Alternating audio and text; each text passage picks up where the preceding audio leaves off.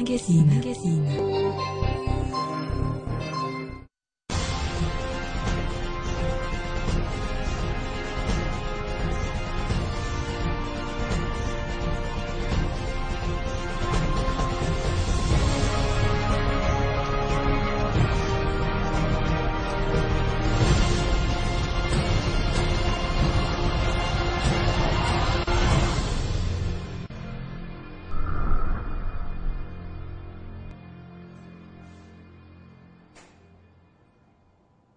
Bienvenue à tous dans Décryptage et merci de nous faire confiance. Le sujet dont on va parler aujourd'hui reste d'actualité en République démocratique du Congo. C'est un sujet qui est évoqué au sein des quartiers généraux, des partis politiques, dans les universités, même dans les salons. Aujourd'hui, nous en parlons dans cette émission Décryptage avec Papi Tamba, un habitué de Télé 50 d'ailleurs. Il est communicateur de la majorité présidentielle. Il est notre invité. Bienvenue. Merci, monsieur. Alors, nous allons faire le point sur les réformes constitutionnelles, notamment avec la position de la majorité, parce que nous vous avons suivi de près, notamment différentes chaînes de télévision publiques ici en République démocratique du Congo, mais également sur le net par rapport à cette question. Alors, aujourd'hui, j'en profite également faire le point avec vous. La première question que je voudrais vous poser, est-ce qu'au sein de la majorité présidentielle, tout se passe bien ? Parce qu'apparemment, ce sujet est venu à apporter un peu de fissure. Point de vue différent au sein de la majorité présidentielle avec des partis politiques qui ne partagent pas forcément l'avis d'une révision constitutionnelle. Vous savez, la majorité, l'AMP à l'époque, en 2006, a commencé avec un parti comme l'IDEMO. Il y avait des gens qui étaient avec la majorité à l'époque, tels que l'IDEMO. Il y avait quelqu'un qui était secrétaire général d'un grand parti présidentiel, mais qui aujourd'hui n'est plus dans la majorité. Et aussi, ce parti, l'IDEMO, ne fait plus partie de la majorité. Mboussa Nyamwisi n'est plus dans la majorité. La majorité reste intacte pour la simple et bonne raison, c'est que dans toute démocratie, c'est toujours la majorité qui montre son visage. Nous regardons toujours le visage d'une organisation dans une démocratie à partir de ce que la majorité reflète. Et la majorité reflète une position qui est assez claire par rapport à la direction tracée par l'autorité morale et le secrétaire général du parti, de la majorité plutôt. Donc il n'y a pas de problème au sein de la majorité. Mais avec ce sujet, on craint encore qu'il y ait encore des départs, notamment avec cette position du MSR. Non, vous savez, je vous ai juste fait un seul tableau. Oui. Je vous ai dit qu'il y avait des départs, mais je ne vous ai pas dit s'il y avait aussi des entrées. Il y a eu plus d'entrées qu'il y a eu des départs. Donc, aucune organisation dans ce monde, en tout cas au moins une organisation humaine, est fixe. C'est-à-dire pour dire que ça ne peut pas subir des mutations. Mais pour ce qui est du MCR, disons les choses comme telles. À ce jour, le MCR ne dit pas se retirer la majorité. Le MSR ne dit pas non plus ne plus suivre la direction de la hiérarchie, la haute hiérarchie, la majorité. Le MSR a exprimé, bien entendu, en toute démocratie, sa position. Le MSR avait sollicité un débat. Le débat a eu lieu et peut-être le débat continue à avoir lieu. Mais in fine, ça sera toujours la majorité qui reflétera son visage. Quand les gens regarderont la majorité, ils ne regarderont pas la majorité en fonction des positions des uns des autres, mais c'est en fonction de ce que la majorité, au sein de la majorité, aurait suivi. Alors, on vous a suivi de près, je l'ai dit, votre analyse sur cette question. Alors, sur ce plateau, confirmez-vous encore votre position? Vous êtes là toujours pour soutenir les réformes constitutionnelles ou vous avez déjà fait un revirement? Je crois que je les soutiens encore davantage, plus qu'hier. Plus que hier. Plus que hier. Alors, c'est quoi les raisons fondamentales de votre position, que je dirais un tout petit peu radicale? Pourquoi tenez-vous absolument à ce qu'il y ait aujourd'hui une révision constitutionnelle? C'est quoi les raisons fondamentales? D'abord, il y a un sujet qui ne devait plus constituer un débat, pour la simple et bonne raison, c'est que le débat sera engagé dans quelques jours par la voie institutionnelle. Il y a un conseil des ministres qui s'est tenu le 9 juin 2014, et nous savons que la matière sera appelée à être débattue à la rentrée parlementaire pour ce qui est de la révision constitutionnelle des 4 ou 5 articles de notre Constitution pour suivre les pas ou adapter les nouvelles lois électorales proposées par la CENI avec notre Constitution. Mais par rapport à cela, M. Floride, nous devons faire la politique avec plus de vérité. La vérité est qu'aujourd'hui, cette réforme qui, comme je suis en train de dire, ces projets de réforme qui sera débattu dans les prochains jours, divise la classe politique sur un point. La majorité pense que nous devons soutenir les processus proposés par la CENI pour la simple et bonne raison, c'est que nous devons épurer. Nous devons épurer les déficits que nous avons, les arriérés, par exemple pour les élections locales, et aussi pour, aujourd'hui, il y a un problème, disons-le clairement, pour les élections au niveau provincial et aussi au niveau du Sénat. C'est là où il y a les problèmes. Il n'y a pas de problème au niveau présidentiel et au niveau législatif.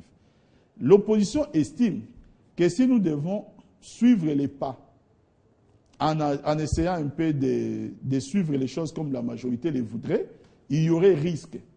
Ça, c'est une présomption. Il y aurait risque que nous puissions connaître un dépassement du mandat présidentiel en 2016. D'où une transition qui sera engagée. Nous disons, non, l'opposition pense qu'il y aurait ces risques. Nous pensons d'abord que c'est un faux débat, dans la mesure où, si l'opposition veut parler des risques, l'opposition doit d'abord parler des institutions aujourd'hui où il y a, de façon claire, de façon avérée, un dépassement des mandats, notamment les Sénats et les institutions provinciales. L'opposition n'en parlait pas. L'opposition évoque un deuxième sujet. L'opposition dit que si nous voulons aller aux élections en 2015 proposées par la CENI par rapport à la réforme que nous envisageons, la CENI doit absolument nous présenter un calendrier global. Nous disons aussi que c'est un faux débat. Pourquoi? Parce qu'on n'a jamais tenu une seule élection dans notre pays avec un calendrier global en amont proposé par la CENI ou la CI à l'époque. En 2006 et en 2011 et même en 2007, on n'avait que des calendriers partiels par rapport aux échéances qui étaient en cours. Voilà encore un autre faux débat. Bon, par rapport à cela, tout le monde, vraisemblablement, est cantonné dans sa position. La majorité estime qu'il est important que nous puissions épirer ces arriérés. L'opposition estime qu'il y a crainte que nous puissions nous pérenniser au pouvoir dans un cadre extra-constitutionnel. Ça crée ce qu'on appelle un conflit. Mais vous allez continuer. Pourquoi, à votre avis, l'opposition ne décrit pas le fait que nous n'avons pas pu... ne décrit pas le fait que nous sommes allés au-delà du mandat légitime des sénateurs, par exemple, mais ils veulent absolument décrier, par exemple, celui des présidentielles. C'est là que ça nous fait un peu froid au dos. Pourquoi? D'abord, par votre question, vous constatez que l'opposition fait une opposition si un individu. C'est-à-dire que l'opposition veut aujourd'hui sacrifier l'ensemble de notre cycle électoral pour ne s'intéresser que non pas à l'institution président de la République, mais au président de la République, Joseph Kabila. C'est sa tête qui leur pose un problème, pour des raisons qui leur appartiennent. D'où votre lutte. Mais nous, non, notre lutte, c'est pour assainir le cycle électoral. Nous disons que le cycle électoral congolais pose un problème. Ça pose un problème. Parce que si l'opposition était cohérente et était assez claire dans sa démarche, et on s'est dit une démarche motivée par la bonne foi, l'opposition mettrait en avant les problèmes où il se trouve. L'opposition ne va pas mettre des présomptions des problèmes en avant. Parce que je tiens encore à vous le dire que 2016 n'est pas 2014, mais en 2014, s'il y a un problème, ce n'est pas au niveau de l'institution présidente de la République, c'est au niveau d'autres institutions.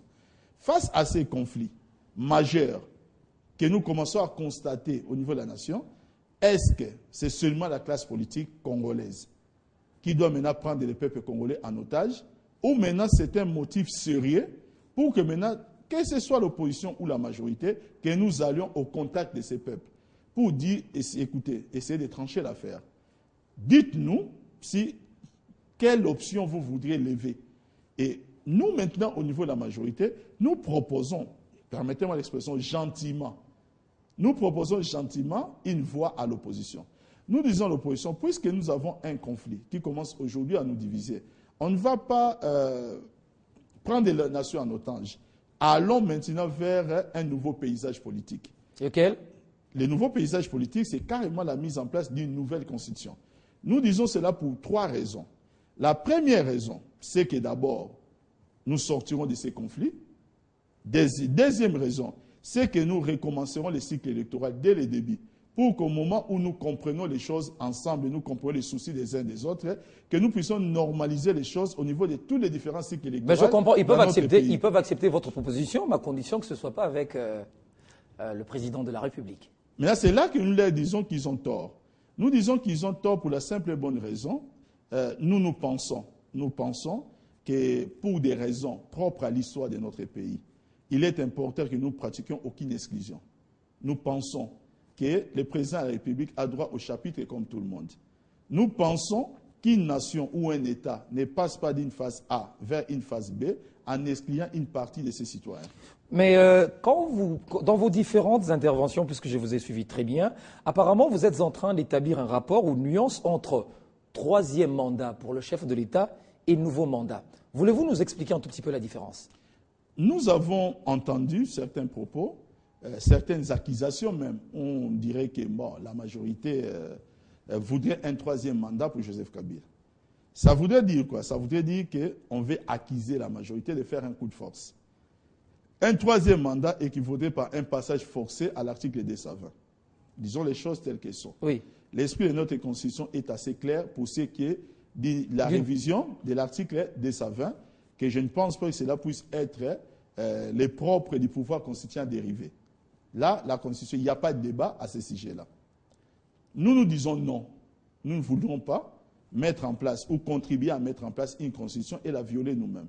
Ce n'est pas du tout dans notre esprit. Et le secrétaire général de la majorité, qui avait pris parole à ce sujet, l'avait dit stricto sensu que la majorité présidentielle respectera la Constitution de A à Z. Ça veut dire quoi? Alors, vous entendez quoi par respecter cette Constitution? Non, mais respecter cette Constitution... Puisqu'apparemment, ce n'est qu'une déclaration qui va à l'encontre de votre démarche. Non, la déclaration, comme ça dit, c'est encore là, un faisceau. Ce n'est même plus un procès d'intention, ça devient un fossé des procès d'intention. Un faisceau. Alors, expliquez-nous, respecter la Constitution suppose quoi, d'après la majorité? Respecter la Constitution suppose de respecter toutes les différentes dispositions de la Constitution dans son entièreté. Non pas seulement prendre un article de la Constitution et l'isoler. Non, ce n'est pas ce que nous disons. Donc, respecter la Constitution, notamment, voudrait aussi dire que lorsqu'il y a un conflit majeur au niveau de la vie de la nation, il y a lieu de consulter les peuples souverains. Vous savez, à un moment, l'ancien président français, Valéry Giscard d'Estaing, avait engagé les débats sur les septennats.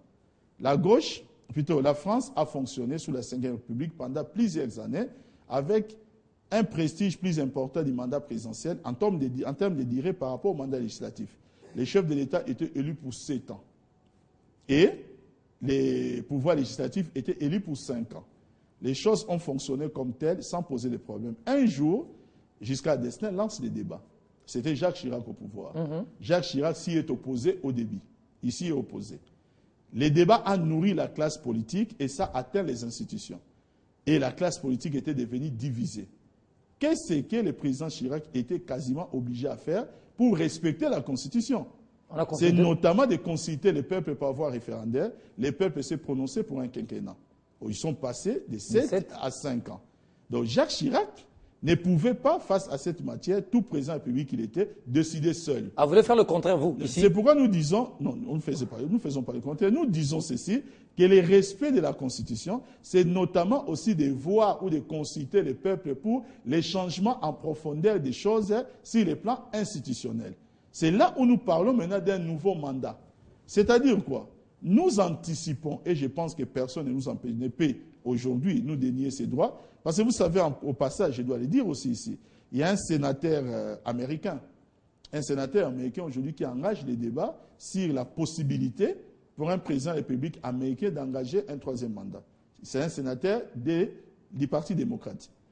Les républicains ne sont pas montés au créneau pour commencer à dire des choses comme nous entendons ici. Personne ne peut empêcher à personne, permettez-moi cette tautologie, la démocratie a évolué d'engager un débat. La démocratie a évolué de l'autre côté. côté. Si la démocratie a évolué, alors les choses maintenant doivent militer dans le sens mais plutôt doivent même militer en faveur de la majorité. Pourquoi? Parce que si les États-Unis d'Amérique aujourd'hui ont une constitution qui est en place depuis 225 ans, M. Fleury, il faut savoir qu'il fallait qu'ils attendent 162 ans. 162 ans, c'est un siècle et demi plus 12 ans. Il fallait qu'ils attendent 162 ans aux États-Unis d'Amérique pour limiter le nombre de mandats présidentiels. Aujourd'hui, notre constitution n'a que 8 ans. Alors pourquoi nous ne pouvons pas, nous aussi, parce que vous dites que la démocratie a évolué, suivre maintenant l'exemple de ceux-là aussi qui ont fait que la démocratie puisse suivre Très bien. les choses de cette Mais manière. apparemment, M. Papitamba, vous parlez ouvertement, très clairement par rapport à cette question. Au départ de ce débat, il y a quelques mois, vous aviez vraiment une attitude réserviste. Aujourd'hui, vous voulez un nouveau mandat pour le chef de l'État. Ça veut dire que vous allez réviser cette constitution, notamment toucher à l'article à problème 220. Alors, qu'est-ce que vous reprochez concrètement à cette constitution? Beaucoup de choses. Comme quoi? Beaucoup de choses, le temps nous manquerait. Je vous donnerai un exemple lié même à notre histoire politique.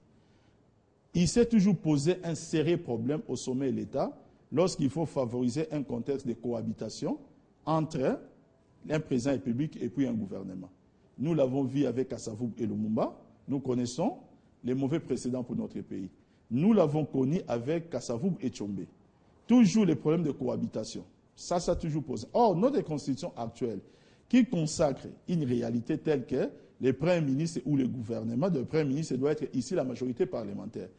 Possible qu'une majorité parlementaire soit l'émanation de l'opposition, vienne de l'opposition. Possible. Et la Constitution elle-même aussi prévoit dans son article 82 que certaines décisions du chef de l'État ne peuvent pas être plutôt passées en application, c'est-à-dire ne peuvent entrer en vigueur que lorsqu'elles sont contresignées par le Premier ministre. Problème si nous avons un président de la République, de la majorité, et aussi un Premier ministre de l'opposition par rapport à notre propre histoire. Moi, je pense que ces dispositions-là n'étaient pas assez sages parce que c'est créer, jeter les bases, c'est jeter carrément les bases d'un conflit à venir. Et ces genres de conflits, ce sont des conflits qui amènent à la dissolution du Parlement, donc ce sont des conflits majeurs. Ça, c'est un point. D'où il faut l'éviter. Deuxième, d'où il faut l'éviter. Mais oui, deuxième, très bien. Des cas comme ça sont légion. Alors, parlons seulement de notre décentralisation. D'abord, à proprement parler de notre régionalisme constitutionnel. Vous savez, l'exemple par référence des régionalismes constitutionnels, c'est avec l'Italie. L'Italie qu'il a mis en place en 1951, si ma mémoire est bonne, jusqu'à aujourd'hui, est encore dans les processus, jusqu'à ce jour, plus de 50 ans après, pour voir pour l'amener plutôt à maturité. Aujourd'hui, nous l'avons mise en place, c'est-à-dire nous sommes encore 11 provinces, nous parlons des ETD, c'est-à-dire une décentralisation à 4 niveaux, mais en conférant aux différentes ETD des compétences dévolues propres aux États fédérés. Nous voyons que nous sommes encore au début, mais sa mise en place, ne serait-ce qu'en termes des entités politiques, c'est-à-dire des provinces, pose problème. Nous ne passerons pas aussi facilement de 11 à 26 provinces, sachant que le Sénat actuel a été élu sur la base de cette réalité. Donc ça pose un problème. Plusieurs matières qui montrent qu'aujourd'hui, cette constitution ne suit plus les pas de l'évolution. Maintenant, c'est lui, donc c'est, je vais dire, qui vient, la dernière goutte qui vient déborder les vases. Maintenant, c'est ces conflits ouverts que nous observons sur le cycle électoral. Or, l'élément déterminant, je dis bien l'élément déterminant, oui, qui permet de caractériser ou de parler d'une démocratie, c'est au moins les élections. Et lorsque le cycle électoral divise déjà la classe politique, tant au niveau de la forme que de la procédure, ça montre que nous devons prendre le courage d'aller voir les peuples pour dire proposez-nous autre chose. Alors, maintenant, par anticipation, oui, si les peuples nous proposent autre chose, c'est-à-dire les jeux sont de nouveau ouverts. Parce que les jeux sont ouverts, nous ne pratiquons aucune exclusion. Vous savez, si à un moment de l'histoire de notre pays, nous avons accepté la rébellion, je ne dis pas que nous aimerions encore vivre ce genre de situation. Mais si on a dit on tourne la page pour accepter la rébellion, comment disqualifier un président qui s'est rangé du côté de la paix et qui a fait des choses et qui a ramené la paix au pays, sachant qu'en lui seul, il devient tout simplement le symbole de l'unité nationale grâce à la paix retrouvée. Alors la majorité, non, l'opposition estime que si vous avez souhaité un autre mandat pour le chef de l'État, c'est par rapport au contexte politique, social qui fait que lorsqu'un président finit son mandat et qu'il partait, il se posera un problème sur sa sécurité. Oui. Voilà pourquoi il fallait nourrir absolument ou approfondir un projet de loi initié, je crois, par Clément Kankou, qui donnerait plus de garanties aux présidents sortants et assurer leur sécurité. Votre crainte ou la crainte réside de ce côté-là? Vous savez, il n'y a pas de crainte à se faire. lorsque nous sommes face à des propositions qui, à un certain moment, font sourire. Vraiment, franchement, font sourire. Moi, je pense que la Constitution elle-même garantit la liberté à tout Congolais. Un président de la République, il a son immunité en tant que président, mais qui n'est pas une immunité totale. Pour la simple et bonne raison, c'est qu'en étant au pouvoir, il peut tout de même être poursuivi. Même si on parle des cas de haute trahison, mais c'est un cas pour montrer que son immunité n'est pas totale. Avant qu'il entre en fonction, comme après qu'il puisse quitter ses fonctions, il redevient un citoyen normal. Ce n'est pas une loi qui doit les consacrer, ce sont les mentalités qu'il faut bousculer. Les mentalités à bousculer. Vous savez, on ne change pas les mentalités par une ordonnance présidentielle, par une révision constitutionnelle. Non. On change la mentalité par la perception même de la chose publique. Nous devons, à un certain moment, ne pas continuer à faire la politique en nous disant que nous allons régler les comptes. On ne règle pas des comptes en tant que politicien, on laisse à la justice le temps de faire son travail. Parce que dire cela, ça voudrait dire que Joseph Kabila a des casseroles. Mais ces casseroles-là ne peuvent aujourd'hui être mises à jour parce que c'est lui qui gère l'institution. C'est une façon de nous accuser, de dire qu'aujourd'hui, l'institution judiciaire, c'est une façon de dire que voilà, pendant que nous sommes au pouvoir, nous essayons un peu d'étouffer l'institution judiciaire, qu'eux, une fois qu'ils seront au pouvoir, qu'ils vont de nouveau aussi étouffer. Parce qu'ils vont donner leur propre orientation. Ça, ce n'est pas la démocratie. Moi, je trouve ce genre de projets, de lois, je trouve ça très dangereux pour un pays. Notre opposition devrait tout simplement comprendre que lorsqu'on fait la politique, on estime tout simplement son propre choix. Dangereux, mais les gens... On ne cherche pas à régler les comptes. Dangereux, mais les gens ne veulent pas partir une fois qu'ils ont fini le travail. C'est pourquoi ils proposent ça. Le problème n'est pas que les gens ne veulent pas partir une fois qu'ils ont fini les pouvoirs. Non. Le problème est que c'est que quelqu'un qui travaille, s'il a des gens, des millions de personnes qui pensent que cette personne peut poursuivre son travail, ce sont des millions de gens qui doivent être la majorité plus un, qui lui